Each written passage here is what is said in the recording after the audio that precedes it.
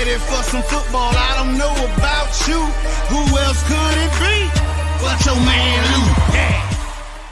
The Louie T Network is powered by MusicHead University. MusicHeads, classes in session.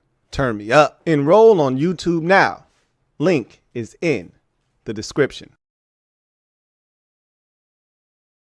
Who else could it be but me, your man, Louie T? Welcome to Monday Night Football overtime. Cowboys, Raiders. Game went exactly the way that I thought it was going to go. Cowboys get the win, snap the, 2-game skid that they were on, 33-16 over the Vegas Raiders. Cowboys now 4-5-1 on the season with a very daunting schedule coming up. But this is a big confidence boost. This was what they needed to do against an inferior opponent like the Vegas Raiders, who dropped to 2-8 on the season. All phases of the game looked sharp.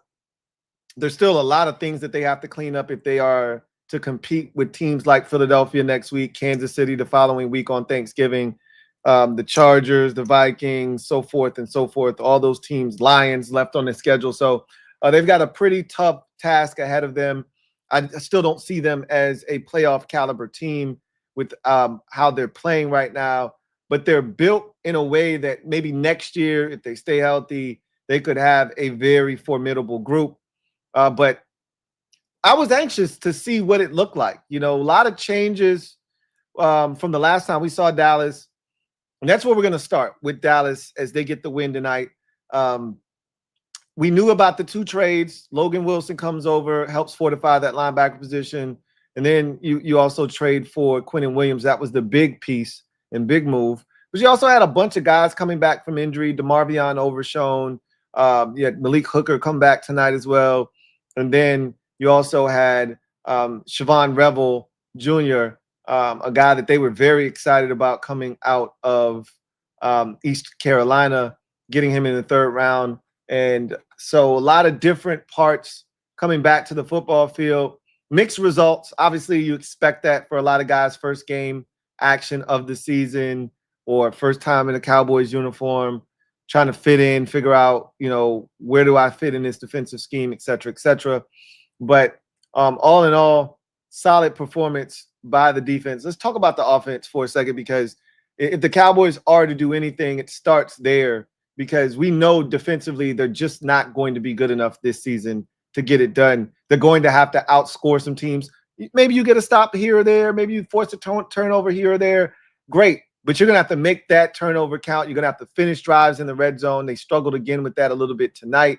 Had an opportunity there towards the end to get a touchdown. Couldn't do it on a 4th down. Should have had an easy walk-in touchdown. But that's been one of their issues this season at times, not being able to finish drives. Also, the turnovers. Dak should have thrown a pick tonight. Dak did fumble the football tonight that gave the Raiders a scoring opportunity. So those are things that you can't have with the upcoming schedule. That'll get you beat. So, there's still a lot of things to clean up. The run game was solid tonight. The offensive line protected Dak pretty well for the most part.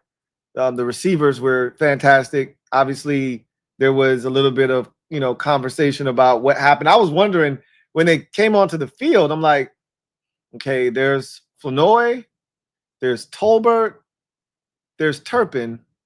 The hell is going on? I say, okay, so this must be a run then. But I'm like, even then, still, it doesn't make sense to not have either of them on the field. CeeDee Lamb and George Pickens, I'm talking about. I'm like, well, they're clearly running the football. So maybe they didn't want those guys out there for a run play, right? Then on the second one, when they, the next play, they ran it again. I'm like, okay, something's up, because now it's 3rd and 7, and those 2 guys are still on the field. So clearly something is up. And we later found out that there was some sort of, situation. I'm assuming some, late 14 meeting, they were being disciplined for some reason. He's not going to disclose it, he being Brian Schottenheimer, nor should he. But he is going to have to tell the media that this was some sort of reprimand for his 2 star receivers. So the Cowboys go 3 and out. The Raiders don't do anything. They move the football down the field, but in typical Raiders fashion, they can't finish a drive.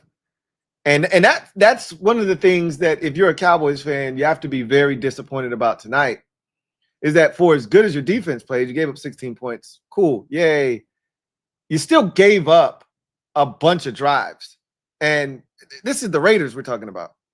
And your inability to sack Geno Smith a ton, like you got to him. And, I gotta give Geno some credit. Geno's a slippery guy because Geno's always under duress, but rarely do you see Geno Smith sacked 7 times, even though he gets hit 12 times and should be sacked 8 or 9 times. The sack number is usually like 3 or 4. And I think that's probably what it ended up being tonight. He might have got sacked 5 times. My guess is it was 4. If I had to put a number on it, I'd say it was 4, but maybe the number got to 5. But it felt like he should have been sacked 12 times tonight. That said, they moved the football, they being the Raiders, consistently throughout the night. There weren't very many drives where they were forced to punt 3 and out or didn't get at least a first down. But like I think Joe Buck said at one point, all 4, and they were on their 5th drive at that time, all 4 previous Raiders drives have gotten into Cowboys territory. They were moving the ball, but in typical Raiders fashion, they couldn't finish. Quick case in point, you get the great opportunity to, start the game off really with the forced fumble of Dak Prescott by Max Crosby. They got tremendous field position. They're starting at the Cowboys 12-yard line. And I think Geno Smith is sacked either on first or second down on that possession, which absolutely killed the drive, killed the field position, and forced them to have to settle for a field goal. There's another possession that travels into Dallas's 25-yard line inside the 25. Geno takes another sack. So that killed that drive. You knew they had to settle for a field goal. They get down there right before halftime. They got some opportunities. Geno's under duress. He can't get settled in the pocket. So you got to give credit to that Cowboys front because they didn't really blitz a whole hell of a lot tonight. Didn't need to. This is a really porous Raiders offensive line that they took full advantage of. You should be very impressed with Quinnen Williams in his first action as a Dallas Cowboy, although take everything with a grain of salt. It's the Vegas Raiders. So it's similar to how I feel about my Commanders. Wow, we played a lot better on defense. Dan Quinn called the plays. This defense looks so much better. Keep in mind, you were playing the Miami Dolphins, and they stink. So you have to take it with a grain of salt. You're playing the Vegas Raiders, and they stink. But it beats the alternative of going out there and still looking like the 31st rated defense in football against a terrible offense. So you did what you were supposed to do against their offense, keeping them out of the end zone for the most part, making them work hard for everything. This is not an explosive Raiders offense. So making them nickel and dime their way down the field. Early on, you were giving up some chunk plays to Brock Bowers, cleaned those up, even got an interception off of one of those, attempts at a chunk play to Brock Bowers. Great play by Kenneth Murray to tip that football and picked off by Marquise Bell. But ultimately, the offense has to be the driving force of this team is to turn their season around. And the offense was sharp. Sans for the Dak fumble. This offense ran the football very successfully tonight, except for in short yardage situations, especially down by the end zone. Really didn't have any success there. But ultimately, you had Javonte almost hit 100 yards tonight. I think he was over 4 yards a carry. So mission accomplished there. Dak was extremely sharp tonight. I'm guessing that the completion percentage was either at or near 70%. It was over 70 at one point, but the CeeDee Lamb, I'm going to call that a drop. He should have caught it. It wasn't the best pass from Dak, but he should have caught that football. I'm assuming that drop probably, if he was at 70, that one probably pushed him a little bit under 70% completion percentage, but he was dynamite tonight. The receivers were excellent. CeeDee Lamb, early, I don't know what happened to him in the second half of this game. George Pickens, from the moment he got on the field after the first possession not being on it, he got right to business. He got active as soon as he got on the field. I think the first play that they were on the field, slant to George Pickens, and he was off and running from that point. 9 catches in this game, well over 100 yards, the touchdown. he was spectacular. And, you know, it was just a systematic ass whooping handed out offensively by this Cowboys offense to that Raiders defense, who, like I said, they're not a great group, but they're a feisty bunch that fights, plays hard, and Dallas just broke them down systematically with the pass game. They neutralized Crosby, you know, and look, Crosby's going to make his fair share of plays. He's going to disrupt. He's going to do the thing that he does. You got to attract. He attracts a ton of attention. So you got to a certain amount of, you know, manpower to making sure that he doesn't wreck your offensive game plan. And that was Jake Ferguson for much of the game, which, silly me. I asked Jake Ferguson to deliver something for me that I shouldn't have. And I should have just asked for the touchdown because that's what he's done this season. He's been a red zone machine. And I even talked about it when I was doing the skill game. Like, I actually thought Jake Ferguson, CeeDee Lamb, and George Pickens could score, and they all did. And I was kicking myself, like, but I wasn't going to do that. Jake was the one that I should have done for a touchdown because that's what he's done this season. I think he leads all tight ends in the NFL in touchdowns this season. And I don't know why I didn't think about somebody's got to help block Max Crosby, but he stayed in for much of the night, so he really wasn't a factor in the pass game. He was more of a guy that they used to help double team Max Crosby for the vast majority of the night. And once you neutralize Crosby, there's not another guy you have to worry yourself about getting to your quarterback. And that allowed Dak to kind of stand tall in the pocket, deliver the football. And boy, did he ever. 4 touchdown passes to 4 different receivers. I think he had over 260 yards passing. As I said, a pretty robust completion percentage. Only put the ball in harm's way once. Should have been picked off by the safety on that particular play as he tried to go deep to George Pickens. But outside of that, the fumble, obviously, but he was really good tonight. And they're going to need that energy next week when they go home to take on Philadelphia if they're to have any chance. We've seen how Philadelphia's defense has been playing here of late. Now the Eagles' offense isn't very good, but neither is the Cowboys' defense. So something's got to give in that game on that side. We'll see what happens. But this game served its purpose if you're a Cowboys fan. You wanted to get your shit off. You wanted to look sharp offensively. You wanted this defense to gain some confidence. You wanted to produce the football. You did that. You know, you wanted to be able to stop the run. The Raiders really didn't run the football. And when they did, you shut it down. You got yourself a safety on the defensive side of the football. That interior, that rebuilt interior of the defensive line was spectacular tonight. Kenny Clark had a sack. You had Osa Odighizuwa with a sack. You had Quentin Williams with a sack and a half. I think he had 5 or 6 quarterback hits. It was just an avalanche of pressure on Geno Smith. And you got some guys' feet wet. DeMarvion Overshown got back out there. You were able to get Siobhan Revel Jr. some reps at corner.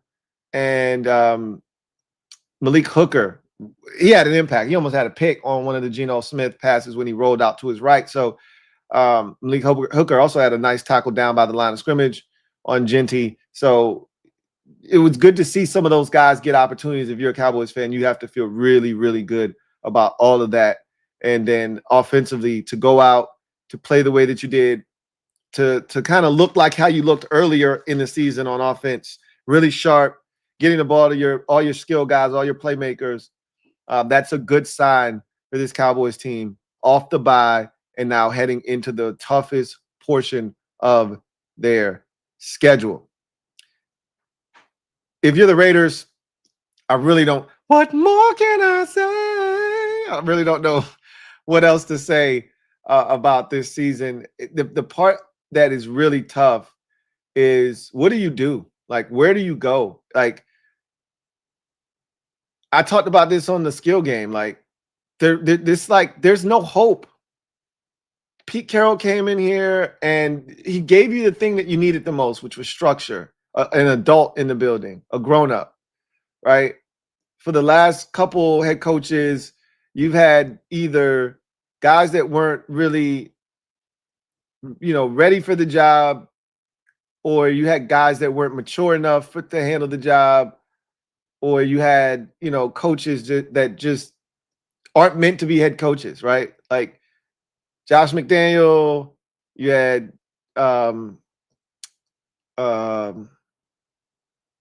Antonio Pierce, and those guys just probably weren't cut out to be NFL head coaches. So you need an adult in that building, someone that the players could look to and say, for the first time in about 3 years, we got an adult here. But Pete made everything old in the building. Pete came in and brought all the oldie but goodies with him.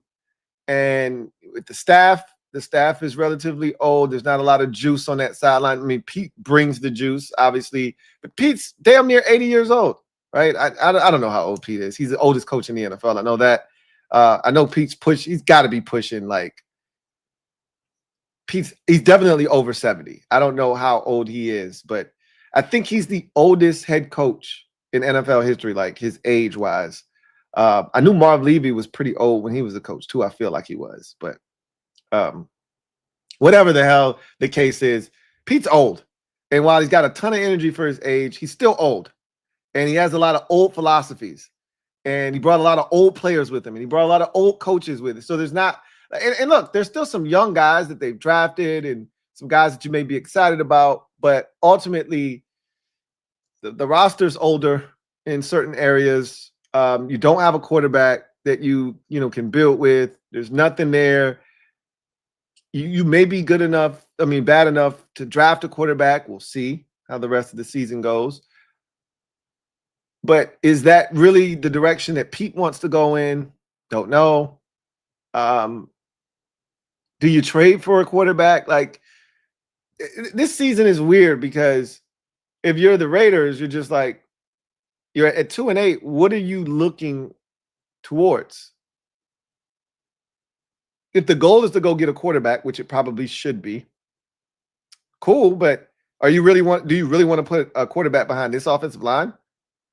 So, do you draft an offensive lineman in the first round in the upcoming draft, or do you just go get the quarterback and you tell yourself that Colt Miller will be back next year and Jackson Powers Johnson will be back next year, or maybe he'll be back later on this season. I don't think his season is ended, but he is on IR right now. And I know one of your guards is a free agent after the season. Like, do you just tell yourself that the offensive line isn't as bad? It's just this bad because we've got injuries, or it's hard to be excited about the product right now if you're a Raiders fan. There's not a lot to look forward to on a weekly basis.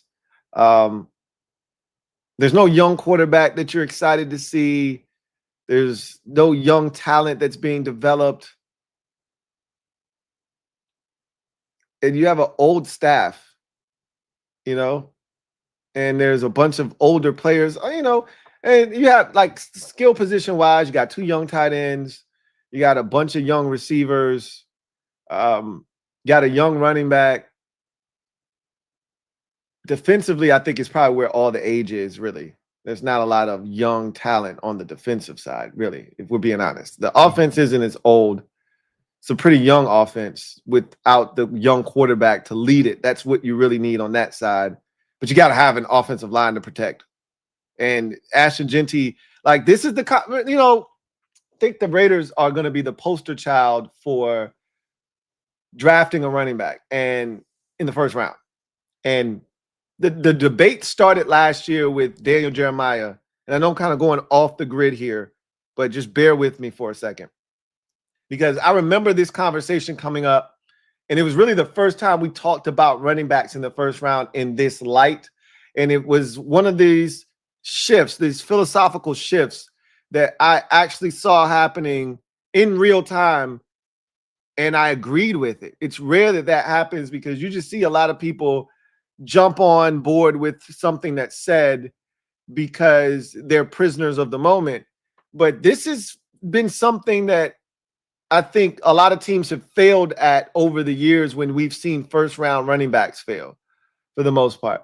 And that is, do you take a running back in the first round if you are not equipped to maximize every single touch that that running back is going to get on that rookie contract?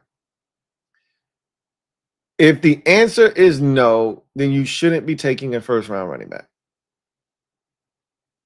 Because if you're not ready for that first round running back to come in and have an immediate impact, by the time you're ready for that running back to do the thing that you drafted him to do with the top 5, top 10, top 15 pick, you would have wasted the value of the pick itself. The Raiders are not ready, as we saw tonight and as we've seen all season. They're not ready for Ashton Jeanty.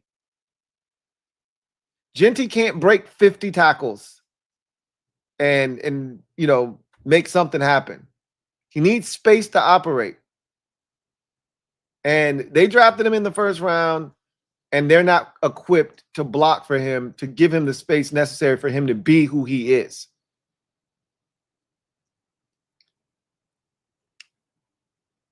They made a mistake. And not because Ashton Jeanty isn't good enough, but because we may not see Ashton Jeanty be Ashton Jeanty in a Raiders uniform ever. Or we might not see Ashton Jeanty be Ashton Jeanty until year 3 of his career. At that point, you got, a year left and a 5th-year option you have to decide on, et cetera, et cetera. It's just not a smart move. And so this is a real conversation that I think may hurt first-round running backs. You look at Detroit, on the other hand, they trade up. I believe they traded up to get Jahmyr Gibbs. If they didn't, they took him at 12 overall, I believe. And a lot of people questioned them. I thought it was a fantastic move because they already had David Montgomery, and I said, this guy is Alvin Kamara with speed. He's going to be a perfect fit for their offense. And they were ready. They were ready for Jahmyr Gibbs. And they've maximized every single touch of this man's career thus far. And he's been fan-effing-tastic. He's one of the best running backs in football right now. So I think you're seeing this thing kind of play itself out. And I'm not a big Chip Kelly fan. You guys know that. Like, the lack of balance tonight was startling. Like, to not even try to run the football as if your offensive line is equipped to protect Geno Smith without a run game to keep the defense honest is a joke. I know they haven't had a ton of success, but they've got to figure that out. They got no shot, man. With the way they're set up, with the way Chip Kelly's calling plays, they got no chance. But they did move the football tonight. But as we've seen most of the season with the Raiders, their problem has come in the red zone and the inability to finish drives. And they weren't able really to do that tonight except for one time. And you can't turn it over. Geno Smith has done that better than anybody this season. Had another interception tonight. And ultimately, they fought valiantly. I hated the play call basically jammed up against your own goal line. You've had no success. You've damn near not tried to run all night. When you have tried, you've had no success, zero success. And you're just going to run basically duo up the middle of the field, and you've been getting destroyed on that backup center that they had in there, by the way. That's a JV football player they had in at center tonight.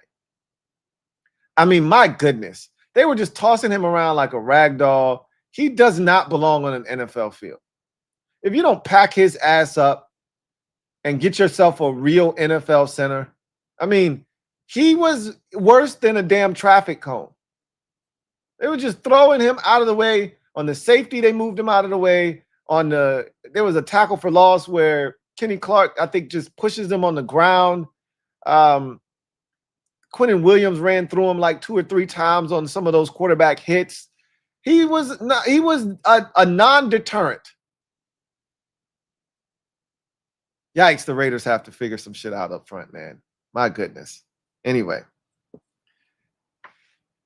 I digress. Big win for the Cowboys tonight, 33-16, dominant performance.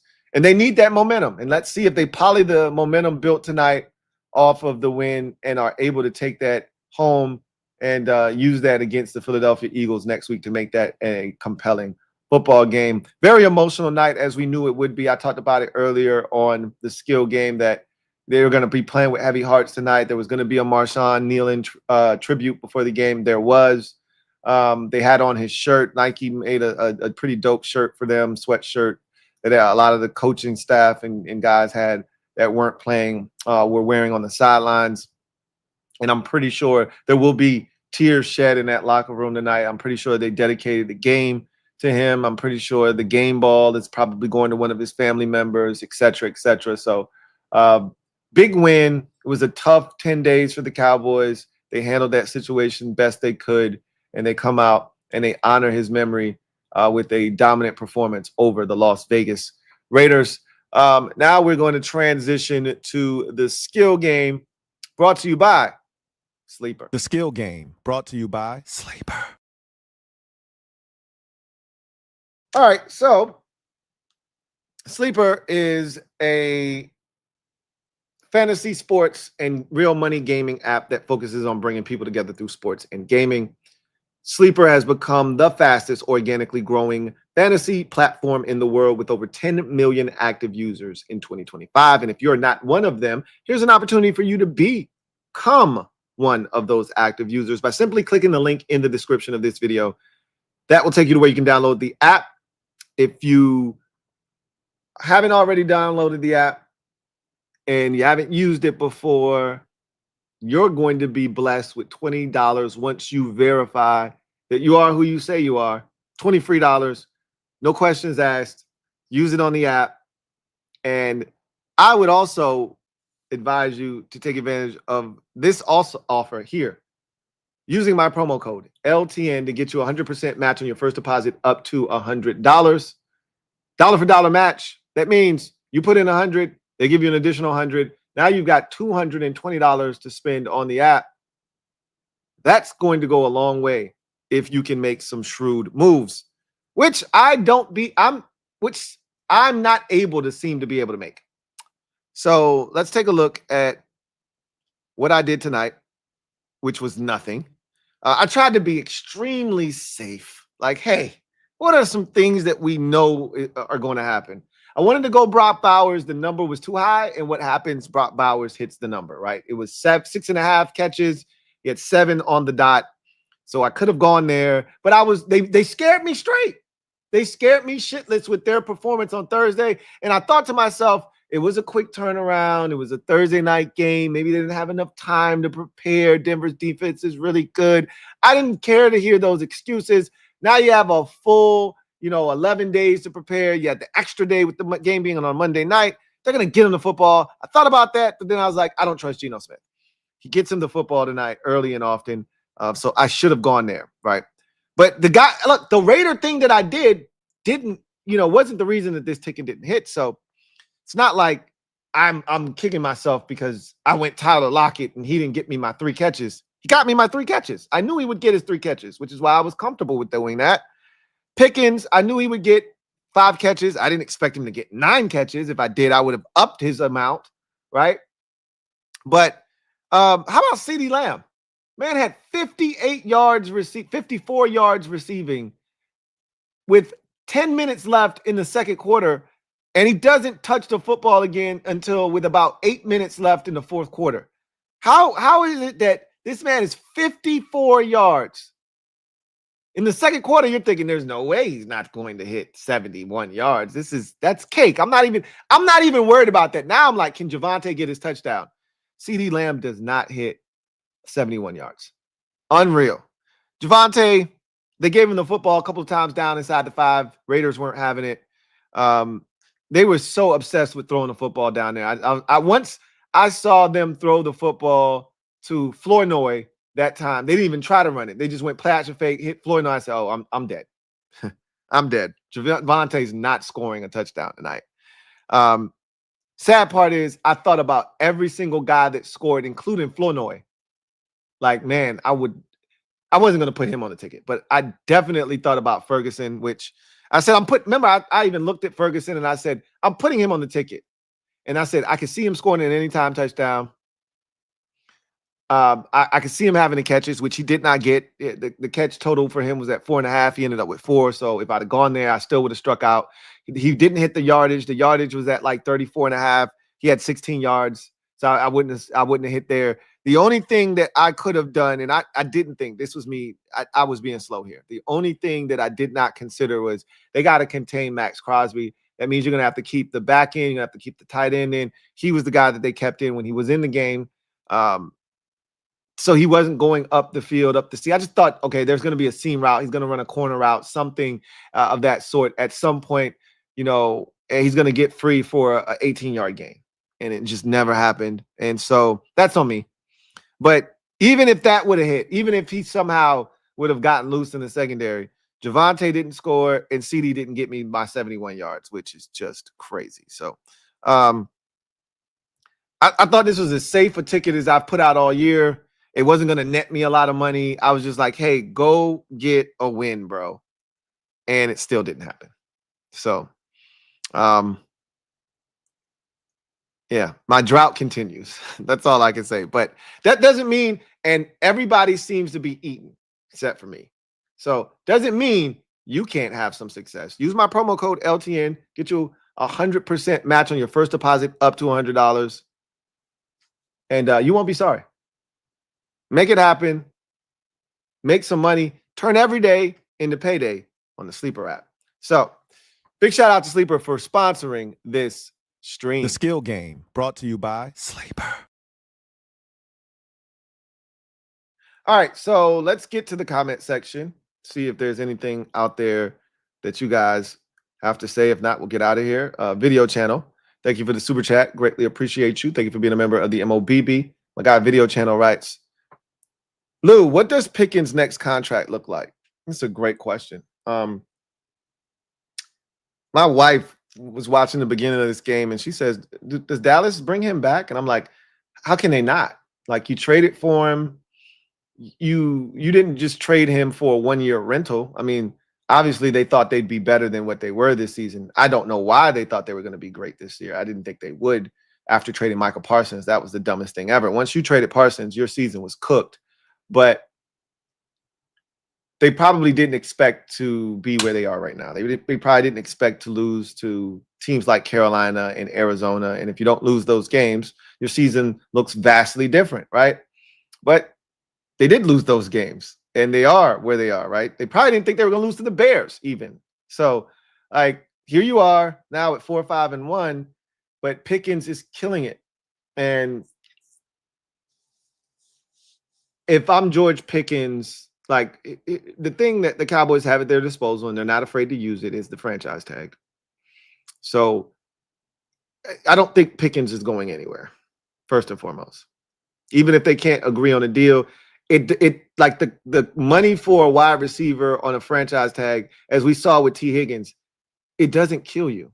You know, if you have the cap space, if you're in a position where you can eat that, you're okay, right? You can even do it for 2 years. T. Higgins, you know, on the second year of that franchise tag, they still could afford it that second year if they didn't get a deal done. Like, they weren't going to be tripping about it. So I think they're going to franchise tag George Pickens if they can't reach a deal. And, you know, Jerry strings these things out as long as he possibly can.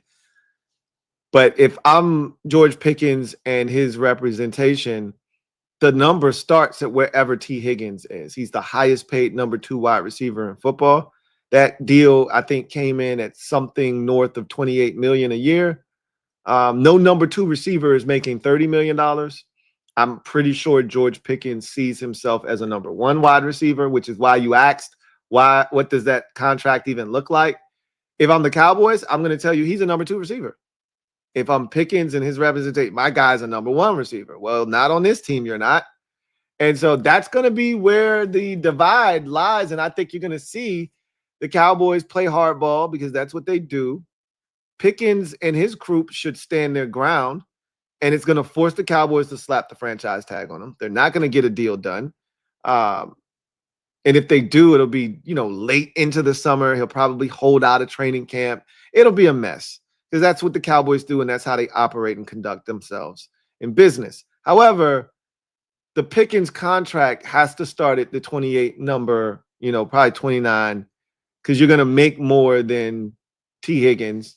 And if I'm Pickens, I'm trying to tell you that I'm a number one receiver and I should be paid more than guys like Brandon Ayuk, Amon-Ra St. Brown, and those guys are at $30 million a year. So it could get really interesting as to where this number ends up. The salary cap's probably going to go up again. So with that going up, you're probably going to look at some inflation hitting and you're like, hey, that 29 number that it should start at because of where T. Higgins signed, that number needs to be 30 now. And if I feel like I'm a number one, I should be making 32, right? And where's CD? He can't make more than CD. Where's CD? I think CD's what, 36 or something like that. So they're not going to have him snuggled up next to CD if they're going to pay him. And this is the dilemma. You're paying Dak the most money of any player in the NFL. So, that's the thing. CD's making damn near $40 million a year. I think he's at 36, if I'm not mistaken, 36 or 35 or something like that. So that's a thing. And then if you invest another $30 million in your other receiver, shit, man. Like, is this why you got rid of Michael Parsons? So you could give his money? Obviously it's a slightly a less amount, but is that why you got rid of him so you could bring in another receiver? Because if that's the case, that's a dumb move. But I know you didn't just trade for George Pickens to just let him walk. So I'm thinking that contract probably looks something along the lines of, because it's probably a 4-year deal. I would guess that it looks something along the lines of like 4 years, $130 million. So that would put it at 33. That's too much. Let's say 4 years, $124 million. That'll put you at $31 million a year. 4 years, $124 million, and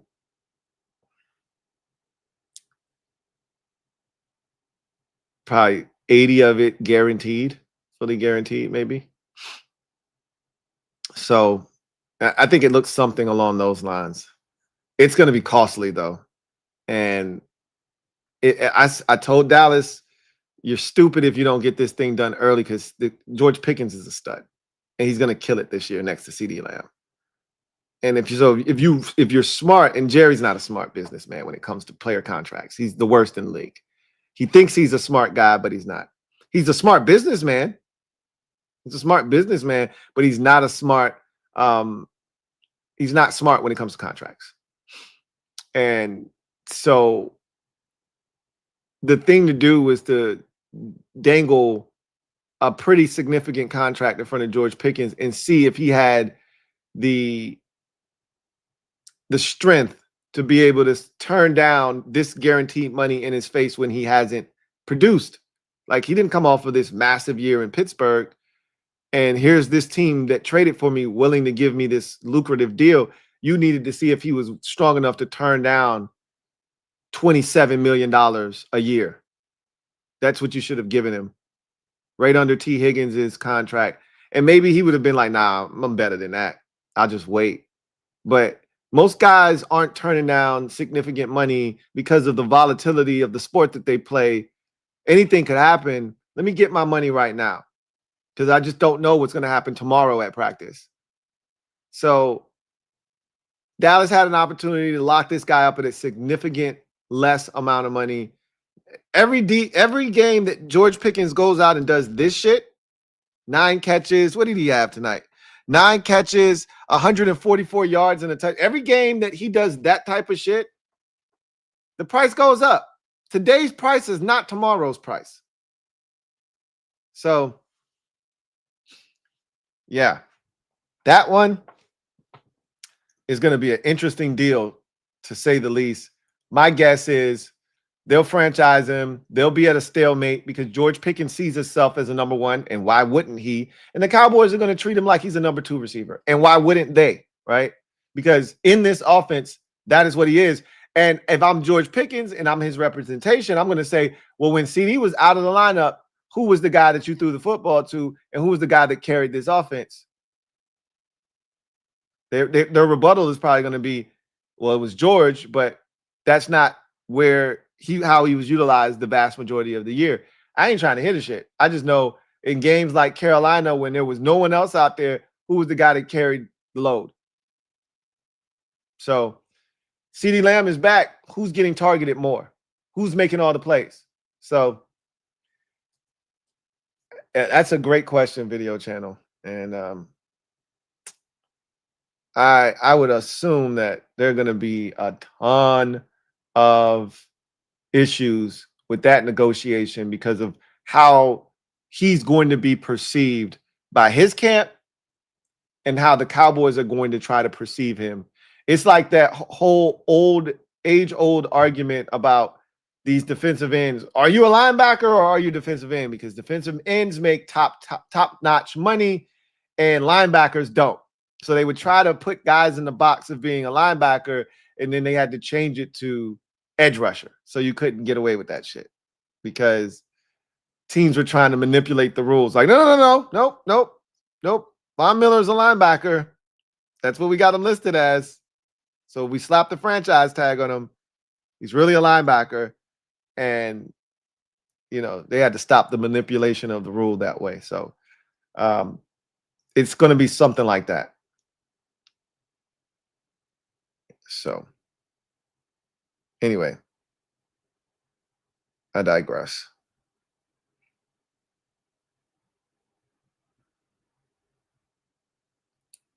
All right.